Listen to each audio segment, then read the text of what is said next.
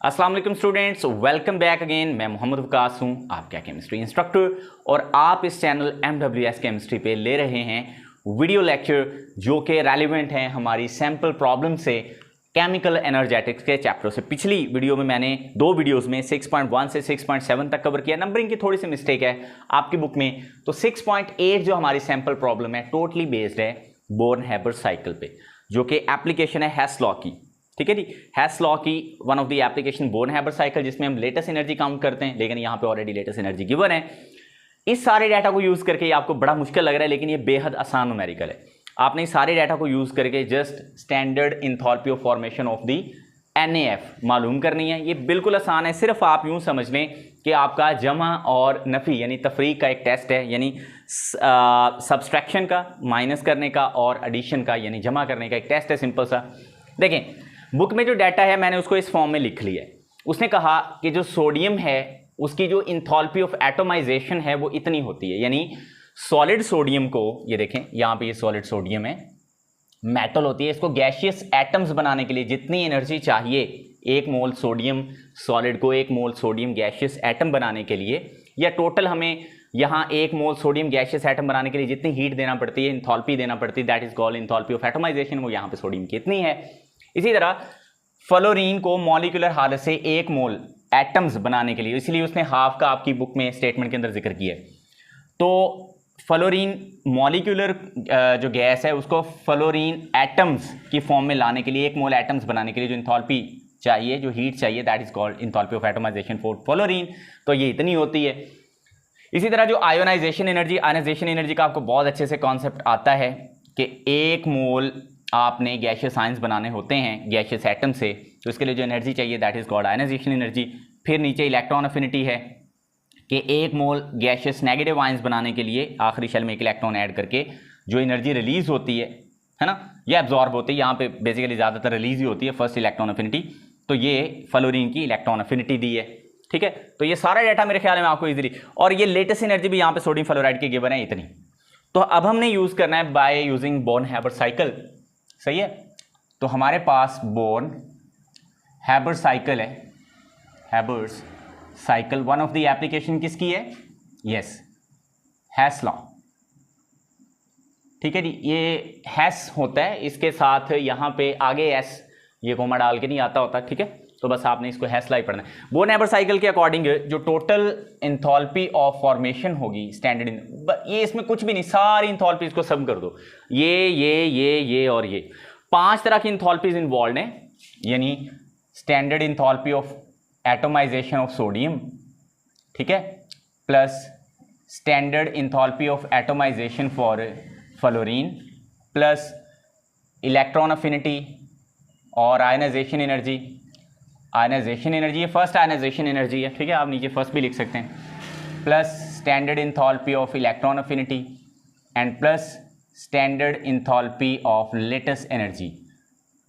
I hope ये आपको सारा समझ आ गया। ये देखो, ये जो इंथैल्पी ऑफ एटमाइजेशन है ये सोडियम की है, ये वाली जो है ये फ्लोरीन की है, ये आयनाइजेशन एनर्जी ऑब्वियस सी बात है सोडियम की है, ये फ्लोरीन की इलेक्ट्रॉन अफिनिटी, और ये lattice energy as a whole sodium fluoride की। पहले मुझे चेक कर लेने दें, यहाँ तक नज़र भी आता है जी, ठीक है, सारा कुछ नज़र आ रहा है। अब आपने जस्ट वैल्यूज पुट कर देनी है, इसकी है 109 जमा में, प्लस इसकी है 79 प्लस में, इसकी है 494 ये भी प्लस में, और ये माइनस है, प्लस माइनस हो जाएगा, माइनस है ये 939, और सबके साथ क्या आ रहा है? किलो जूल्स पर मोल। अगर थोड़ी बहुत कैलकुलेशन में मिस्टेक हो तो वो आपने चेक कर लेनी, मैंने इसको कैलकुलेट वैसे करके देखा है, इतनी वैल्यू आ रही है किलो जूल पर मोल। तो ये हुई जी हमारे पास standard enthalpy of formation for sodium fluoride. Sir इसकी अगर हमने इक्वेशन लिखनी हो तो ये ऐसे बनेगी, सोडियम हमारे पास सॉलिड होती है, ठीक है जी, और प्लस फ्लोरीन इस तरह से आप हाफ मोल, ये गैस, तो ये बनेगी NaF सॉलिड, ठीक है। ये अपनी सॉलिड स्टेट से, ये अपनी गैशियस स्टेट से जब आपस में रिएक्ट करके एक मोल आयोनिक सॉलिड बना रहे हैं NaF, तो ये एनर्जी कहलाती है इंथैल्पी ऑफ फॉर्मेशन, जो कि यहाँ पे कितनी है? -585 किलो जूल पर मोल। और सर लेटेस्ट एनर्जी क्या आती भाई? ये इस तरह से होती है कि जब आपने सोडियम गैशियस आयन और फ्लोराइड गैशियस आयन को जोड़ा तो इससे बना NaF सॉलिड। तो इसको हम बोलते हैं कि ये एनर्जी जो रिलीज हुई है ये कहलाती है लेटेस्ट एनर्जी। गैसियस आयन से आयनिक सॉलिड बने तो लेटेस्ट एनर्जी, और अगर वो अपनी एलिमेंटल फॉर्म से एक कंपाउंड, एक मोल कंपाउंड बनाए, वो सॉलिड हो गैस हो जो भी हो, एक मोल कंपाउंड बने, तो देन हमारे पास वो जो एनर्जी रिलीज होती है that is called enthalpy of reaction. I really hope ये सिंपल सी और आसान सी एग्जांपल आपको समझ आ गई है। आगे बढ़ेंगे नेक्स्ट एग्जांपल पे जी। अब एक बहुत सादा सी और छोटी सी और सिंपल सी एग्जांपल है। सादा सी सर और सिंपल सी, छोटी सी। बिल्कुल सादा और सिंपल एक ही चीज़ होती है, छोटी से मुराद है बहुत कम डाटा इसमें गिवन है और बहुत कम ही हमसे पूछा गया है। एंट्रोपी का आपको पता होगा, डिसऑर्डरनेस इन दिस सिस्टम में जो बिगाड़ होता है दैट इज कॉल्ड एंट्रोपी। ठीक है, तो सिंपली हम इसको इस तरह से जान लेते हैं, बाकी आपने इसके बारे में पढ़ दिया सारा। हमने पूरा जो सिस्टम है एंट्रोपी को ऐसे रिप्रेजेंट करते हैं, इसकी स्टैंडर्ड एंट्रोपी जो है वो सिस्टम की फाइंड करनी है हमें। जो स्टैंडर्ड एंट्रोपी है ये standard entropy change of the system हमने फाइंड करना है। जो standard entropy of calcium solid हालत में वो इतनी होती है, जूल पर केल्विन पर मोल इसका यूनिट है। Standard entropy of the oxygen gas ये इतनी है। Standard entropy of the calcium oxide यानी लाइम ये इतनी है। तो हमने सिस्टम के अंदर जो एंट्रोपी चेंज है वो फाइंड कर रहे हैं। इसमें मैं आपको एक बात बता दूं, कैल्शियम जब सॉलिड हालत में ऑक्सीजन गैस के साथ मिलती है तो इससे बनती है कैल्शियम ऑक्साइड यानी लाइम, चूना जो हम दूसरों को लगाते हैं। ठीक है, ये वो चूना नहीं है, ये चूना है यानी लाइम, क्विक लाइम हम इसको कहते हैं। ठीक है, तो ये बना है। क्या ये इक्वेशन बैलेंस्ड है? तो आंसर है नहीं। यहाँ पे ऑक्सीजन 2 हैं, यहाँ पे 1 है। या तो इसको हाफ से मल्टीप्लाई करते हैं, लेकिन बैलेंसिंग में हम हाफ नहीं यूज़ करते। इसको आप 2 से मल्टीप्लाई करोगे, देन आप इसको भी 2 से ही मल्टीप्लाई करोगे। Now this is the balanced equation. ये सॉलिड है हमारे पास। एंट्रोपी आपको बता दी है तीनों की उसने, इसकी और इसकी, और सिस्टम की एंट्रोपी जो चेंज है वो पूछ रहा है आपसे। तो हमें पता है जो entropy change of the system होता है ना, ये बराबर होता है समेशन ऑफ एंट्रोपी चेंज या total entropies of the product, सही है जी, माइनस करके summation entropy, standard entropy of the reactants. ये फार्मूला है। ठीक है जी, बहुत आसान सा फार्मूला है। इसी तरह का एक फार्मूला हमने बॉन्ड एनर्जी के लिए भी पढ़ा था, जहां पे यहाँ ई आता है, सही है, लेकिन वो रिएक्टेंट पहले आता है, प्रोडक्ट बाद में। इंथैल्पी वाला भी पढ़ा था, standard enthalpy of the product minus standard enthalpy of the reactant, ये वैसा ही फार्मूला है।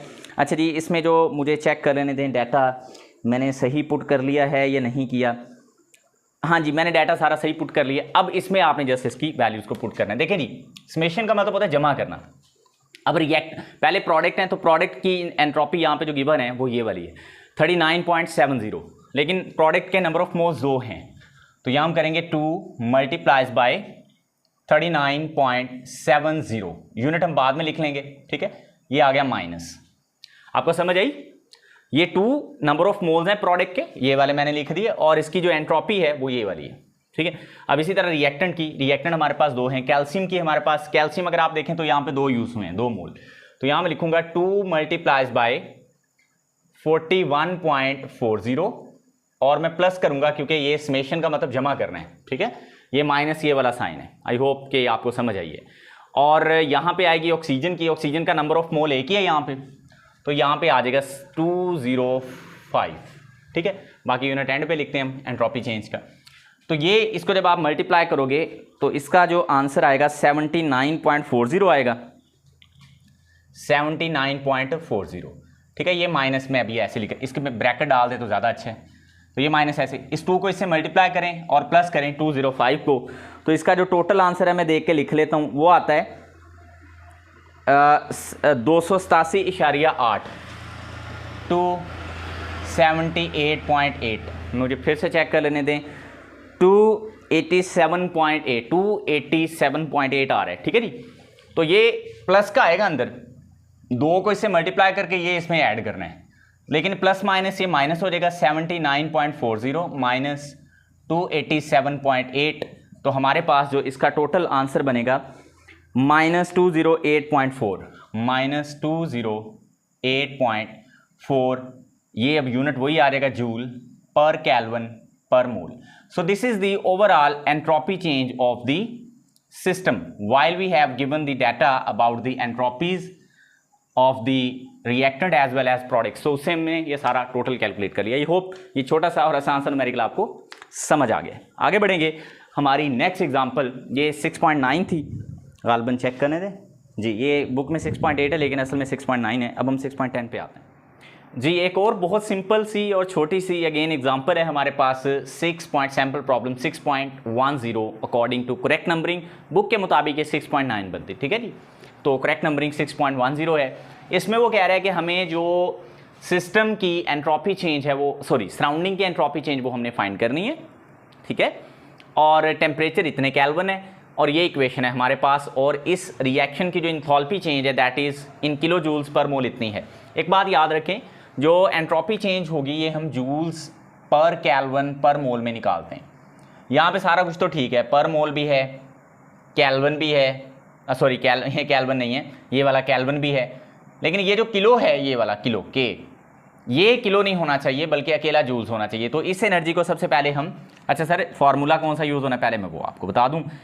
Standard entropy change for the surrounding अगर आप निकालना चाहते हो तो इसका फॉर्मूला याद रख लें, minus standard enthalpy of the reaction divided by absolute temperature यानी केल्विन टेम्परेचर T, ये फॉर्मूला है।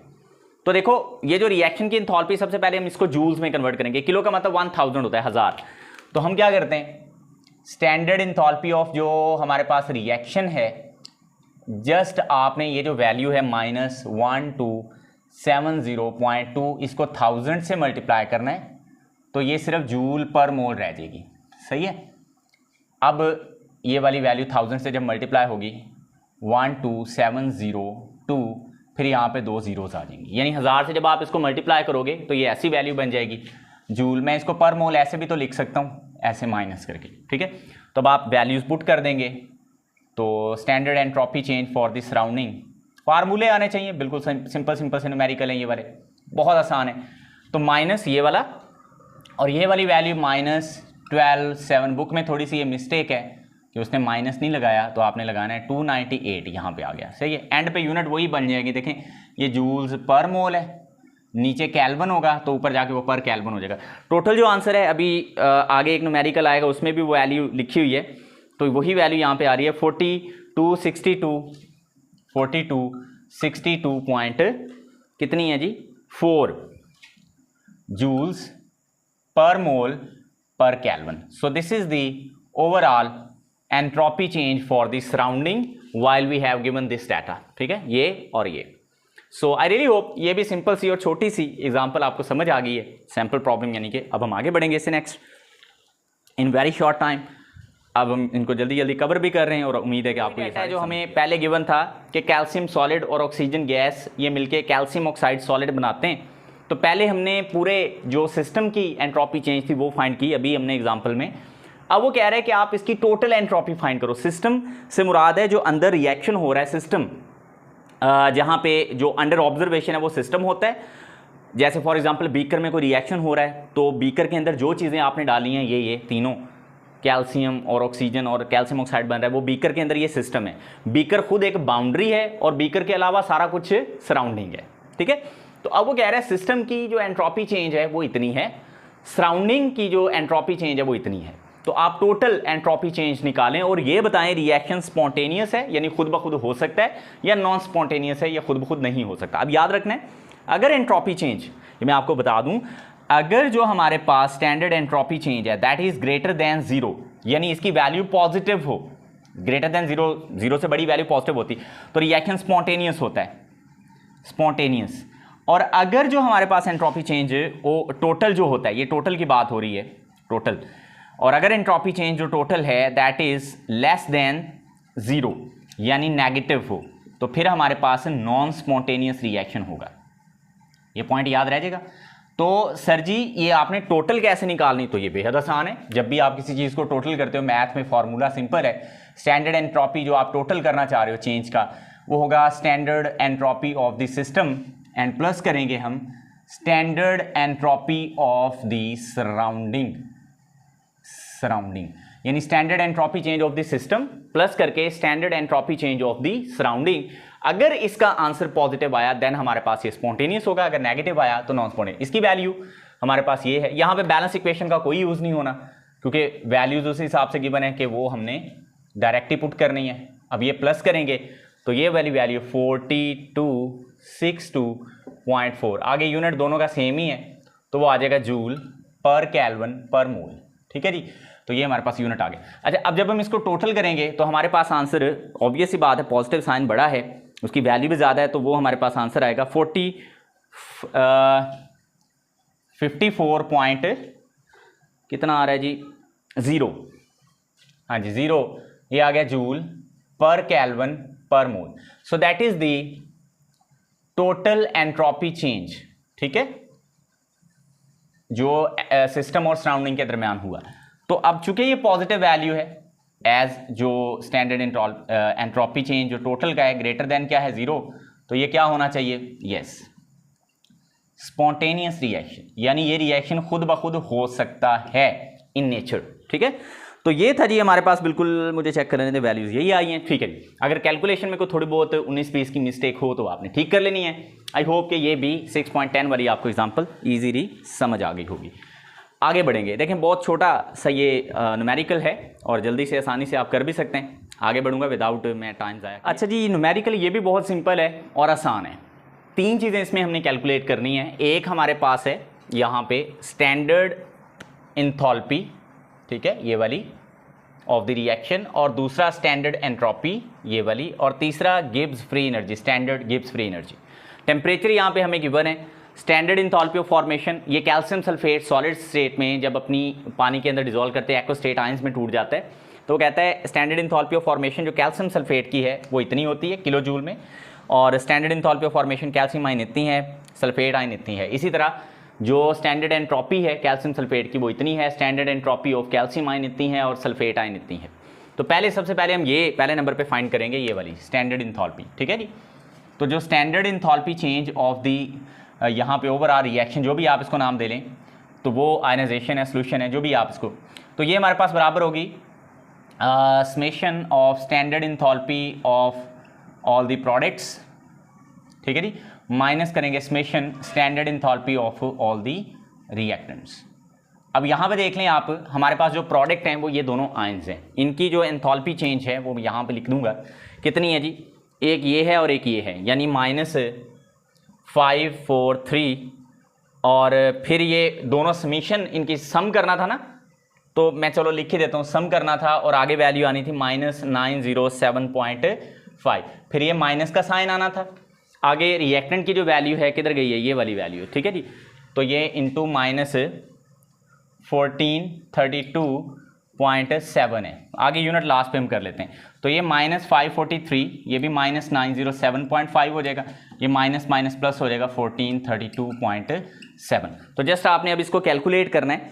जब आप इसको कैलकुलेट करोगे, देखिए मैंने इसको कैलकुलेट करके देखा नहीं है, मिस्टेक थोड़ी बहुत हो सकती है मे बी कैलकुलेशन में, तो आप जब इसको कीजिएगा तो आई थिंक बड़ी वैल्यू नेगेटिव में ही आएगी, यानी ओवरऑल जो आंसर बचेगा वो नेगेटिव बचेगा, -17.8 किलो जूल बचेगा, -17.8 किलो जूल। तो ये हमारे पास आ गई है स्टैंडर्ड एंथैल्पी जो हमने फाइंड करनी थी। आई रियली होप ये बात आपको समझ आई है ना। तो इसमें पहली चीज़ तो हमने निकाल ली है ये वाली। अब दूसरी चीज़ हमने जो इसमें फाइंड करनी वो स्टैंडर्ड एंट्रोपी चेंज है। ये हमने प्रीवियस एग्जांपल में यानी सैम्पल प्रॉब्लम में भी किया, वो जल्दी से कर लेते हैं, बेहद आसान है। तो इसके लिए ये वाला डाटा अब मुझे नहीं रिक्वायर्ड, तो ये मैं इरेज भी कर दूँ तो कोई मसला नहीं है। ये देखिए जी, जो हमने स्टैंडर्ड सॉरी ऐसे नहीं लिखना था, जो स्टैंडर्ड एंट्रोपी चेंज है ना, ये डेल्टा एस फाइंड करना है ना हमने, हाँ जी डेल्टा एस, ठीक है, standard entropy change that is equal to summation of entropy change of all the products, minus करेंगे हम summation of entropy change of all the reactants. ये भी फॉर्मूला भी हमने पढ़ा पिछली प्रॉब्लम्स में, तो ये वही है। तो यहाँ पे प्रोडक्ट जो है वो हमारे पास गिवन है, प्रोडक्ट ये वाली दोनों प्रोडक्ट्स हैं, ठीक है। तो इसकी एंट्रोपी को सम कर दें, -55.2, फिर प्लस आना था, इंटू फिर प्लस है 17.2, ठीक है, फिर ये माइनस आना है, आगे ये वाली रिएक्टेंट है हमारी, माइनस इंटू 106.7 आ जाएगी। तो अब यहाँ पे देखें, ये -55.2 है, ये प्लस प्लस प्लस ही रहेगा 17.2, और ये -106.7 हो जाएगा। यूनिट लास्ट पे लिख लेते हैं। इसको भी आपने कैलकुलेट करके देख लें। -161.9 बनी और प्लस 17.2 है, तो मैं माइनस ये करता हूँ 17.2, तो मेरे पास आंसर आ रहा है 144.7। तो बाकी इसका यूनिट है वो जूल पर केल्विन ही होगा। So that's it about standard entropy change in my calculation. और बुक वाली कैलकुलेशन में ये टोटली मुझे गलत लग रही है, ठीक है जी। इसे मैं इसको करके देख लिया, 144.7 आना था, उसने पूरा ही पॉइंट लिखा ही नहीं है, इरेज करके। अब हमने निकालना है गिब्स फ्री एनर्जी चेंज, ठीक है। वो मैं यहाँ पे निकाल देता हूँ जल्दी से, ताकि हमारी एग्जाम्पल सैम्पल प्रॉब्लम खत्म हो।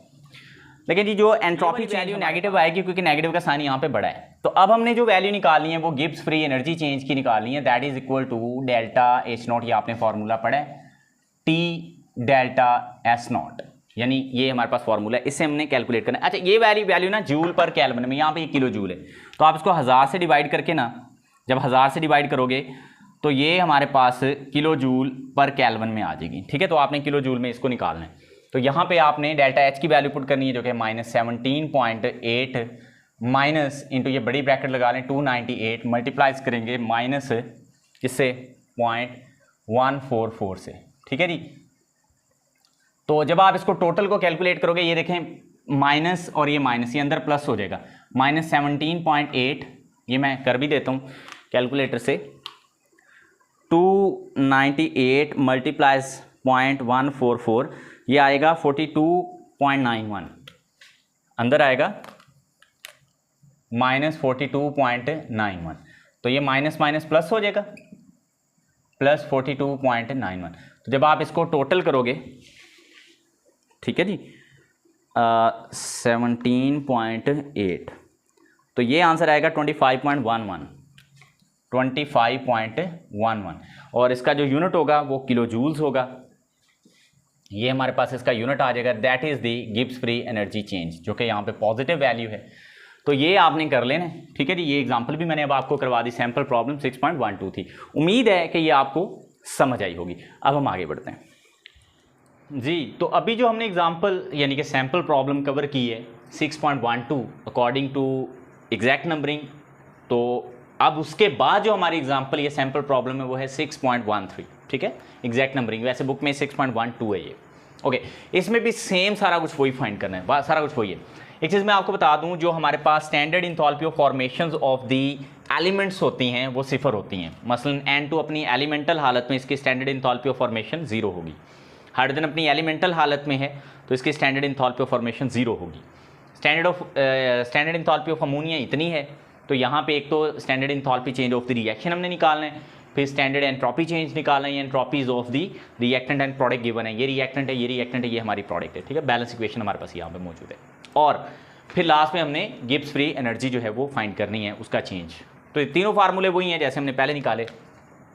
तो भाई डेल्टा एच जो है that is equal to summation of delta H naught for the products, ऐसे ही होता है, माइनस करके summation delta H naught of the reactants. तो ये बेहद आसान है, अगर आपको प्रीवियस सैंपल प्रॉब्लम समझ आ गई है तो फिर ये वही है उसी की तरह। प्रोडक्ट में, अब प्रोडक्ट में हमारे पास अमोनिया है, अमोनिया के नंबर ऑफ मोल 2 हैं, तो एक तो यहाँ पे आप 2 लिखोगे। अमोनिया की कितनी है -45.9, यूनिट बाद में लिख लेंगे, किलो जूल आ जाएंगे, ठीक है। ये 0 और 0 हैं, यानी माइनस इंटू रिएक्टेंट 2 हैं हमारे पास।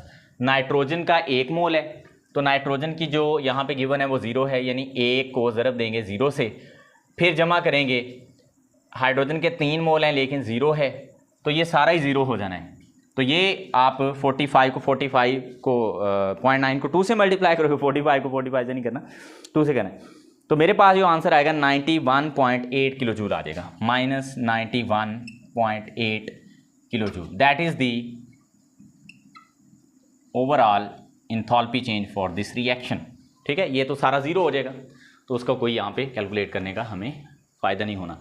आई होप कि ये सारी चीज़ें आपको क्लियर है, ठीक है। अब ये डाटा चूँकि हमें रिक्वायर्ड नहीं है तो हम ये यहाँ से इरेज कर लेते हैं, बाकी जो डाटा चाहिए वो यहाँ पे लिखा हुआ है। अब हमें एक और इक्वेशन पता है कि स्टैंडर्ड जो एंट्रोपी चेंज है that is equal to summation of entropy change, entropy of the products minus करके summation entropy of the reactants. अब देखें जो हमारे पास प्रोडक्ट है वो अमोनिया की है यहाँ पे। अमोनिया के जो नंबर ऑफ मोल हैं बैलेंस इक्वेशन में 2 हैं, तो 2 से मल्टीप्लाई भी आप करोगे, ठीक है जी, ये बात आपने याद रखनी है। तो यहाँ पे 2 इंटू 193, आगे वो जूल पर केल्विन बाद में लिख लेंगे। अब ये माइनस, ठीक है, ये मैं बड़ी ब्रैकेट लगा लेता हूँ। अब रिएक्टेंट्स 2 हैं हमारे पास, हाइड्रोजन है और ये नाइट्रोजन है। नाइट्रोजन का एक ही मोल यूज हुआ है ना, बैलेंस इक्वेशन ये है N2 + 3H2 after reaction 2NH3। तो ये मैंने 2 से इसलिए मल्टीप्लाई किया ये वाला, क्योंकि प्रोडक्ट में ये 2 आ रहा है, रिएक्टेंट में नाइट्रोजन के साथ 1 है और हाइड्रोजन के साथ 3 है। तो नाइट्रोजन वाली पहले लिख लें, किधर गई ये वाली, ये है 191.5। अब चूँकि समेशन करनी है प्लस करेंगे, तो हाइड्रोजन की 3 को मल्टीप्लाई करेंगे, हाइड्रोजन की 130.6 है। मुझे उम्मीद है कि आपको समझ आई। आप इस सारे को कैलकुलेट करोगे कैलकुलेटर की मदद से। मैं डायरेक्ट नकल मार लेता हूँ, पहले मैंने सारा कुछ ही आपको कैलकुलेट करके दिया है, तो यहाँ पे मुझे थोड़ा सा आप एडवांटेज दें। तो हमारे पास सारा सॉल्व करने के बाद नेगेटिव में इसका आंसर आएगा -197 joule per kelvin, -197 joule per kelvin, ठीक है। ये एंट्रोपी चेंज नेगेटिव है, जो ये शो करता है कि ये हमारा जो रिएक्शन होगा ये नॉन स्पॉन्टेनियस होगा, अगर आपको थोड़ा बहुत आइडिया है तो बिलो ज़ीरो है। अच्छा, अब हमने ना निकालना है ये वाला गिब्स फ्री एनर्जी चेंज। अब चूंकि ये हम जब निकालते हैं तो ये वाली वैल्यू हम किलो जूल्स में पुट करते हैं, यहाँ पे सिर्फ जूल्स में, तो आप इसको किलो जूल्स में निकालोगे तो -0.197 किलो जूल पर केल्विन होगा ये, ठीक है। अब ये वैल्यू हम ये वाली वैल्यू यूज़ करेंगे जैसे हमने प्रीवियस एग्जांपल में यानी सैम्पल प्रॉब्लम में की है। तो जो डेल्टा G0 है यानी Gibbs free energy change, that is equal to delta H0 minus T delta S0। अब डेल्टा H0 हमने निकाला हुआ है, ये वाला है हमारे पास -91.8, टेम्परेचर है 298 मल्टीप्लाई डेल्टा S, ये हमारे पास आया, ठीक है। तो ये हम लिखेंगे इंटू -0.197। अब आप इसको इससे मल्टीप्लाई करोगे, फिर ये माइनस माइनस प्लस हो जाएगा, फिर सारा आप टोटल करके आंसर जो लोगे, हाँ जी, वो आ जाएगा मेरे पास -33.1 किलो जूल, -33.1 किलो। अच्छा, इसमें ना देख लीजिएगा, अगर कोई कैलकुलेशन में प्रॉब्लम हुई तो आपने उसको सेट ज़रूर कर लेना है, ठीक है। तो ये देखें, ये वही सैम्पल प्रॉब्लम जो अभी हमने की 6.12 बिल्कुल वैसी थी। उम्मीद है कि ये भी आपको समझ आया। अब लास्ट पे हम जाएंगे आखिरी एग्जाम्पल इस चैप्टर की सैम्पल प्रॉब्लम। यहाँ तक अगर आपको वीडियो अच्छी लगी है, समझ आई है, तो इसको लाइक आपने ज़रूर करके जाना है। लंबी वीडियो ज़रूर हो रही है, लेकिन इसमें चीज़ें मैं आपको काफ़ी सारी बता रहा हूँ, ठीक है। मैं चाहता तो दो न्यूमेरिकल्स करके भी अपलोड कर सकता था, लेकिन मैंने ऐसे लें। तो जी बच्चों, last one but not least one, entropy change of the Gibbs free energy change उसने पूछा है, और ये आपको डाटा गिवन है। ये रिएक्शन है हमारे पास कैल्शियम कार्बोनेट की डिकम्पोजिशन जो 1000 डिग्री सेंटीग्रेड पे होती है, ठीक है, फर्नेस के अंदर। तो वो कहता है बताओ इसमें जो गिब्स फ्री एनर्जी चेंज है वो कितना होगा। वो तो फार्मूला लगा के हम निकालेंगे, और फिर ये भी बताओ रिएक्शन स्पॉन्टेनियस होगा या नहीं होगा। जैसे आपको बताया था, अगर हमारे पास एंट्रोपी चेंज पॉजिटिव हो यानी ग्रेटर देन 0 हो तो स्पॉन्टेनियस होता है, बिलो 0 हो एंट्रोपी चेंज तो वो रिएक्शन हमारे पास नॉन स्पॉन्टेनियस होता है। लेकिन गिब्स फ्री एनर्जी में ये उलट होता है, अगर गिब्स फ्री एनर्जी का चेंज नेगेटिव हो तो स्पॉन्टेनियस होता है, और अगर गिब्स फ्री एनर्जी का चेंज पॉजिटिव हो तो ये नॉन स्पॉन्टेनियस होता है। यानी एंट्रोपी पॉजिटिव हो तो स्पॉन्टेनियस होता है, गिब्स फ्री एनर्जी नेगेटिव हो तो स्पॉन्टेनियस होता है। एंट्रोपी नेगेटिव हो तो नॉन स्पॉन्टेनियस होता है, गिब्स फ्री एनर्जी पॉजिटिव हो तो हमारे पास नॉन स्पॉन्टेनियस होता है, ठीक है। मैं आपको सारा दोबारा भी बता देता हूँ। देखो, सबसे पहले तो ये जो एंट्रोपी चेंज है, ये इसको किलो जूल पर केल्विन में निकालना है, तो आप इसको 1000 से डिवाइड कर दोगे 0.160, आगे 4 भी लिख लें तो ये आ जाएगा किलो जूल पर केल्विन। एक तो मैंने इसको किलो जूल्स में निकाल लिया 1000 से तकसीम करके। दूसरा, टेम्परेचर जो है इसको केल्विन में निकालना है, तो 1000 में अगर हम 273 फैक्टर ऐड कर दें तो ये हमारे पास बन जाएगा 1273 केल्विन। तो ये एक तो टेम्परेचर को हमने केल्विन में बदल लिया है, और ये जो एंट्रोपी चेंज था इसको हमने किलो जूल पर केल्विन में बदला, और ये जो हमारे पास एंथैल्पी चेंज है ये ऑलरेडी किलो जूल में है। तो ये हमारे पास ये 3 वैल्यू 1 2 3, इससे हम निकालेंगे गिब्स फ्री एनर्जी चेंज जो कि इक्वल होता है delta H0 minus T delta S0, ठीक है। अब ये हमारे पास वैल्यू है +178 माइनस, ये मैं बड़ी ब्रैकेट लगा लेता हूं, 73 मल्टीप्लाइज बाय 0.1604। ये एंट्रोपी चेंज जो है ना, आई थिंक ये पॉजिटिव ही है वैल्यू, यस ये वैल्यू अब पॉजिटिव है, तो ये भी जहन में रखना है आपने, ठीक है। तो आपने इस फैक्टर को इससे करना है मल्टीप्लाई, मैं ही कर लेता हूँ कैलकुलेटर से, आप फिर कहते हो सर आप कैलकुलेट नहीं करते, 12, ताकि फिर ये कन्फर्मेशन भी हो जाएगी कि आंसर सही लिखा है बुक में कि नहीं, 0.1604। इसका बच्चों आंसर आ रहा है 204.18, ये माइनस में आ जाएगा, 204.18 ये माइनस का होगा और ये प्लस का है, +178। अब आपने ये कर लेना है प्लस माइनस 178, तो ये आंसर आएगा 26.18, ठीक है। ये 2 लिख दिया उसने, तो ठीक है, ये भी 18। तो यूनिट आपको पता है पहले भी हम निकाल चुके, किलो जूल में ही आएंगे। तो ये हमारे पास जो आंसर आएगा ये नेगेटिव में आएगा, गिब्स फ्री एनर्जी चेंज, क्योंकि नेगेटिव की वैल्यू बड़ी थी। तो याद रखना जब इस तरह से Gibbs free energy change negative आए तो हमारे पास स्पॉन्टेनियस होता है रिएक्शन। मैं अब आपको कंडीशंस भी बता देता हूँ कि स्पॉन्टेनियस रिएक्शन की कंडीशंस क्या होती हैं। अगर हमारे पास गिब्स फ्री एनर्जी चेंज है ना, ये लेस देन 0 हो यानी नेगेटिव हो, या एंट्रोपी चेंज सही है ग्रेटर देन 0 हो यानी कि पॉजिटिव हो, तो इस सूरत हाल में रिएक्शन स्पॉन्टेनियस होता है। तो यहाँ पे आप चेक भी कर लो, एंट्रोपी चेंज यहाँ पे पॉजिटिव नजर आ रहा है यानी ग्रेटर देन 0 है, और Gibbs free energy change negative आया तो ये स्पॉन्टेनियस है, ये पहला होता है। अब नॉन स्पॉन्टेनियस के लिए क्या होता है सर, वो भी आप देख लें, ये आपको वैसे भी याद होना चाहिए, एमसीक्यूज में भी पूछ सकता है, वैसे भी पूछ सकता है। अगर हमारे पास जो गिब्स फ्री एनर्जी चेंज है ये ग्रेटर देन क्या हो 0 यानी इसकी वैल्यू हो पॉजिटिव, और जो एंट्रोपी चेंज है ये लेस देन 0 हो यानी इसकी वैल्यू हो नेगेटिव, तो ये नॉन स्पॉन्टेनियस होता है। आई रियली होप ये वाले चैप्टर की जो सैम्पल प्रॉब्लम्स है ये आपको वेरी गुड अच्छे से समझ आई होंगी, ठीक है जी। मुझे इजाज़त दें, लाइक और शेयर ज़रूर करना है आपने वीडियो को। थैंक यू सो मच, अल्लाह हाफिज़। लाइक और शेयर ज़रूर किया करें, ठीक है, ज़रूर करें, ये बहुत मेहनत हुई है इन वीडियोस पे, आपने इसको मुझे सपोर्ट करते हुए शेयर और लाइक मैक्सिमम करना है। थैंक यू, अल्लाह हाफिज़।